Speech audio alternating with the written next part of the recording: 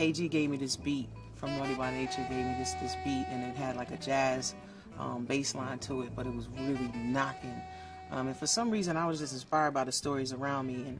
And one of the stories was, at the time, my cousin was in an abusive relationship, and I really wanted her to get out of that relationship, and she seemed to be having difficulties, and so I wanted to write about that to hope, to inspire, other women not to take that kind of treatment from a man, to think more of yourself and get out of those kind of relationships. So I wrote one verse about that, and I wrote another verse about girls who were fighting after school, because at the time a lot of girls were rolling in these cliques and think they're gangsters all of a sudden. Girls who were cornballs the first day of school, now suddenly they tough, and because they got a crew and just doing really heinous things to one another and themselves and other people.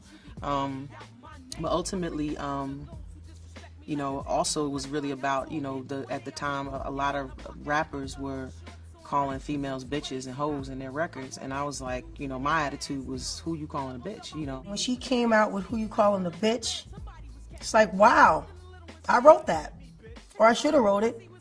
I said that.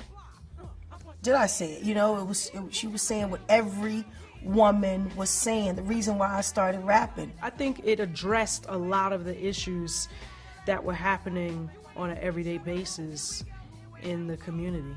Ultimately, the record really was about unity. It was about us really getting together, respecting the black man, respecting the black woman, us respecting one another, and not treating each other that kind of way. Really just finding that unity so we could all, move ahead together. When that came out, it was like a theme song for women, like, you don't have to take these things, and you don't have to put up with this, and if you demand and command your respect, then respect will be given to you.